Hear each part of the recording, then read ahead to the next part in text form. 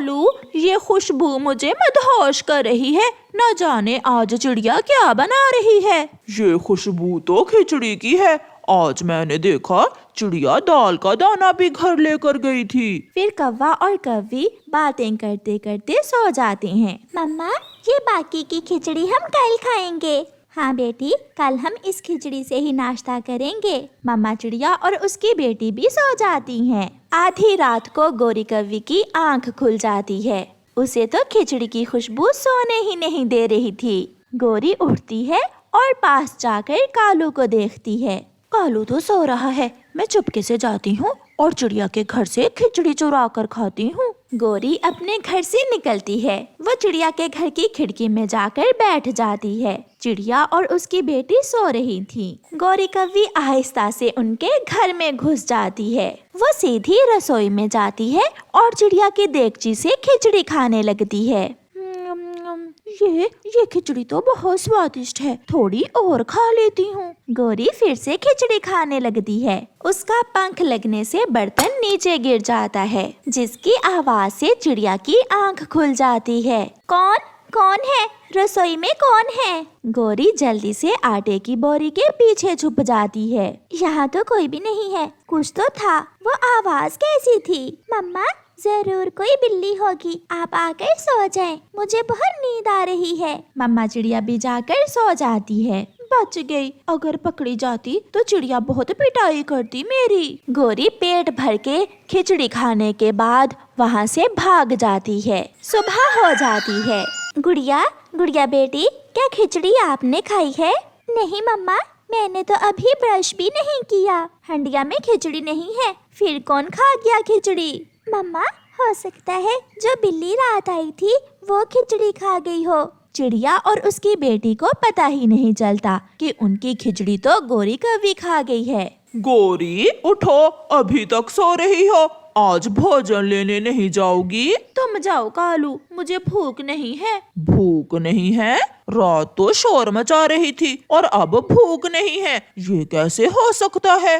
मैंने कहा ना तुम जाओ। फिर कालू कौवा भोजन की खोज में चला जाता है और गोरी कौवी फिर से सो जाती है। उसका पेट तो भरा हुआ था क्योंकि उसने रात चिड़िया की खिचड़ी जो खाई थी।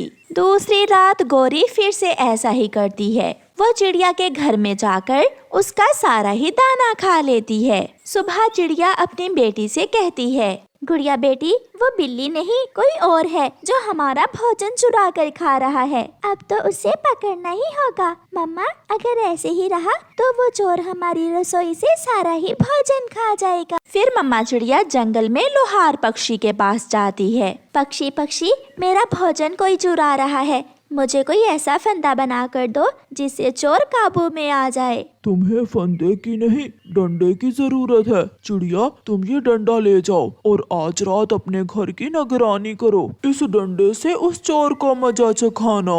फिर चिड़िया लोहार पक्षी से कांटेदार डंडा लेकर अपने घर चली जाती है। गोरी, सच सच बताओ, तुम हर रोज क्या खाती हो जो तुम्हें भूख नहीं लगती? मैं दाना लेने जाता हूँ और तुम मजे से सोई रहती हो। कालू, जब तुम सो जाते हो तो मैं चिड़िया के घर जाकर उसका भोजन खा लेती हूँ और चिड़िया को खबर भी नहीं होती। तो ये बात है। अब पता चला मुझे कि तुम भोजन क्यों नहीं लेने जाती हो। आज मैं भी जाऊंगा। मैं तो आज जरूर जाऊंगा। चिड़िया भी चोर को पकड़ने की पूरी तैयारी कर चुकी थी। मम्मा, क्या आज आप घोंसले में सोएंगी? नहीं गुड़िया, आज मैं रसोई में छुपकर चोर को पकड़ूंगी। देखूं तो वो चोर है कौन। फिर मम्मा चिड़िया रसोई में जाकर अलमारी के पीछे छुप जाती है। गोरी, तुम तो रोज खाती हो। आज मैं जाता हूँ चिड़िया के घर में। कालू जी, मेरे सुंदर पति, जो मिला मेरे लिए भी लेकर आना। पहले मैं अपना पेट भरूंगा, तुम्हारी तरह। फिर कालू कौवा अपने घर से निकलता है और चुप करके जाकर चिड़िया के घर में घुस जाता है। कौवे ने अभी एक ही रोटी का टुकड़ा खाया था कि चिड़िया पीछे से डंडा मारती है। तो तू है कालू कौवे, हर रोज मेरा भोजन चुराते हो। मैं छोड़ूंगी नहीं तुम्हें। चिड़िया कौवे को डंडे से मारने लगती है। चिड़िया प्लीज मुझे जाने दो, मैं तो केवल आज ही आया हूँ।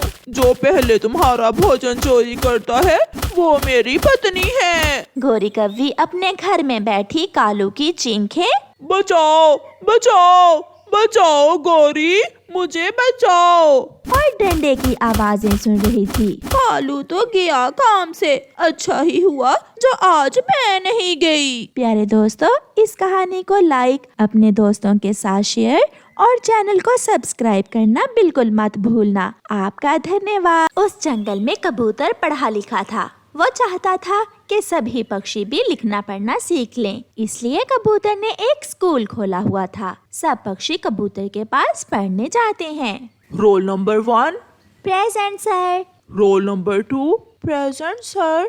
रोल नंबर 3, कबूतर टीचर, मैंने कल भी कहा था मुझे रोल नंबर 1 लेना है। अगर मुझे रोल नंबर 1 ना दिया तो कल से मैं स्कूल नहीं आऊंगी। गौरी तुम बाद में आई थी, जो पहले आए थे तुमसे पहले उन्हीं पक्षियों के रोल नंबर्स हैं। तोते टीचर, आप ऐसा करें, गौरी को मेरा रोल नंबर दे दें और मुझे गौरी का। आप खुश हो गौरी? हाँ चिड़िया, जब मैं छोटी थी तब भी मेरा सबसे आखिरी रोल नंबर होता था। अब बड़ी हो गई हूँ, अब तो मेरी पहला रोल नंबर लेने की इच्छा पूरी होनी ही चाहिए। ऐसे गोरी कव्वी पढ़ने की बजाय लड़ाई झगड़े में ही समय गुजार देती थी। कल सबने 1 से लेकर 5 तक गिनती याद करके आनी है। जो ना याद करके आया उसे सजा मिलेगी। 1 1 3 3।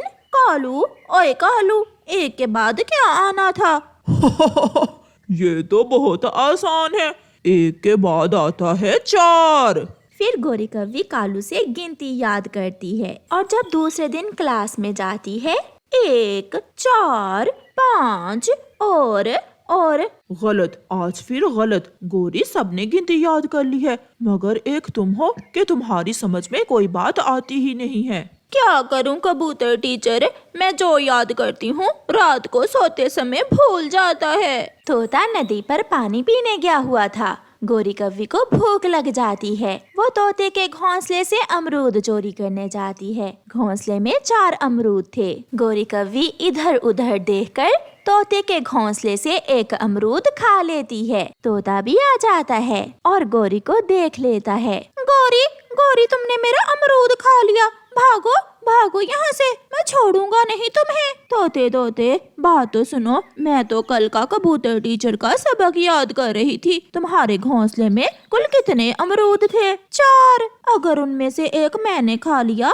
तो पीछे कितने बचे? बाकी बचे 3। हाँ ठीक कहा, इसका मतलब मैंने सवाल अच्छे से याद कर लिया है। तुम ये पढ़ाई किसी और के घोंसले में जाकर करो, भागो यहाँ से। कील लगाकर एक लकड़ी को दूसरी से जोड़ते हैं। घर की छत तैयार करने के बाद छत के ऊपर सूखी घास बिखेर देते हैं ताकि बारिश का पानी घर के अंदर ना आ सके। कबूतर टीचर पढ़ा रहा था मगर गोरी कव्वी सो रही थी। वो अपने टीचर की कोई भी बात ध्यान से न सुनती थी। गोरी, तुम यहाँ पढ़ने आती हो या सोने? उठो, अगर सोना ही है तो कल से स्कूल ना आना। सॉरी सॉरी टीचर जी, वो ऐसा है ना कि रात मुझे अच्छे से नींद नहीं आई थी, इसलिए मैं सो गई थी। फिर कबूतर टीचर वो जंगल छोड़कर दूसरे जंगल के पक्षियों को पढ़ाने चला जाता है, क्योंकि उस जंगल के सभी पक्षी सिवाय गोरी के सब सीख चुके थे। मौसम बदल रहा था।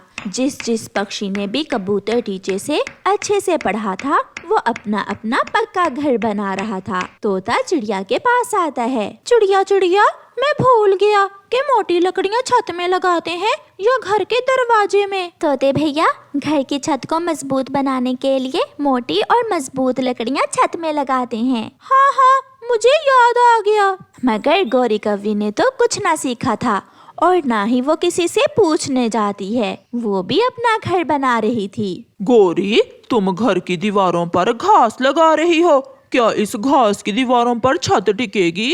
कालू जी चुप कर जाओ, जो मैंने पढ़ा है मैं ऐसा ही कर रही हूँ। ये सब मैंने कबूतर से सीखा हुआ है। फिर गोरी उल्टा फुल्टा घर बना ही लेती है। कौवा और कव्वी पहले ही दिन घर के अंदर सोए हुए थे कि घास की दीवारें तेज हवा से गिर जाती हैं और छत कौवों के ऊपर गिर जाती है।